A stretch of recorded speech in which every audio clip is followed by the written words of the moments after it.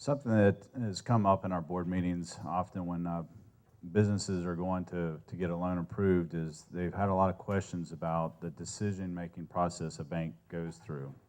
So can you help us understand what this decision process looks like for your bank when you make loans, and who makes the decision in terms of the loan value and the calculated risk, because there's probably tiers, so that would be helpful.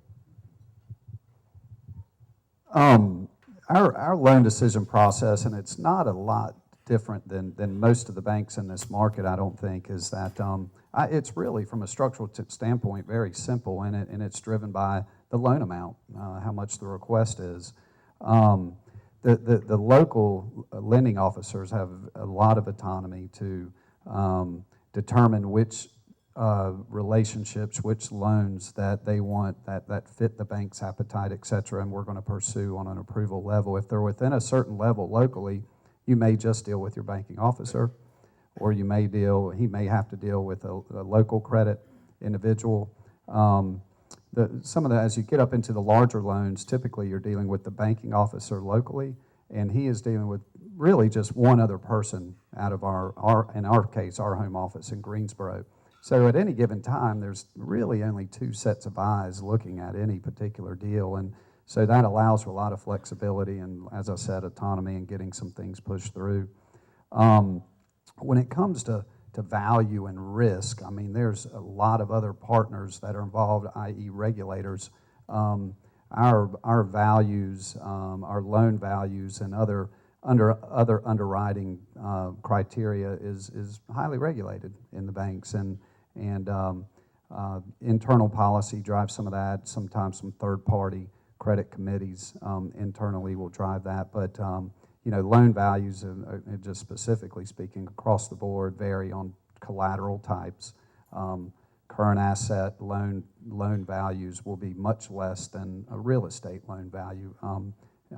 It's harder to collect on inventory or resell on inventory if we had to, because it's going to sell for a much lower lower amount on the dollar than real estate. So in short, that's basically our process. So.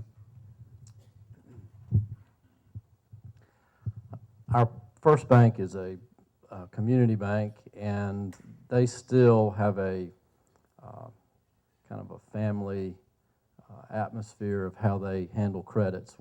From a regional standpoint, we do have some flexibility and authority to do things locally, but we have a regional committee that meets once a week, and it's made up of people like myself and other regional execs in our marketplace. And we basically go around the room and go over the credits. It's an old-fashioned way to do things, but you do hear other people's perspectives of what's going on. You also understand we're in Virginia, North Carolina, and South Carolina, so we also get a feel for what's happening in other areas. From a competitive standpoint, what kind of pricing may be going on in certain areas, and they understand that in Wilmington, when good opportunities come up, our pricing's probably a little bit lower than most of the other areas. As far as the decisioning process, nothing has changed. You try to understand the purpose of the credit. You want to understand the borrower and the guarantors. Understand the other. One of the things that I think a lot of banks may have not spent enough time on is understanding globally what an individual looks like, and that's where, if they're involved in 10 or 15 deals,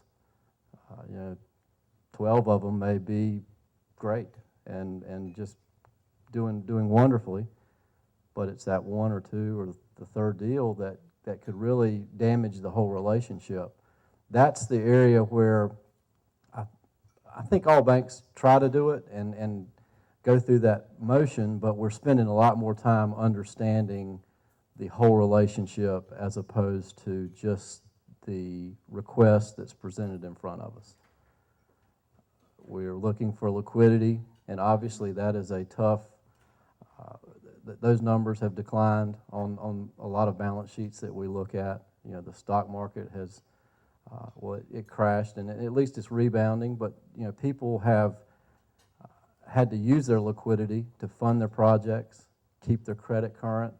So the balance sheets, you know, don't look like they did 2 or 3 years ago. And we have struggles with that, you know, to getting comfortable with what it looked like 2 years ago and what it looks like today. The cash flow is critical. You know, that's, if you have cash flow, you'll be able to weather the storm, we hope, and then analyze the collateral. You know, is it really, especially if you're not dealing with real estate where you can go get an appraisal and, you know, you can go check some comps, you know, what is that inventory really worth? What is that equipment worth if we were to have to take that back?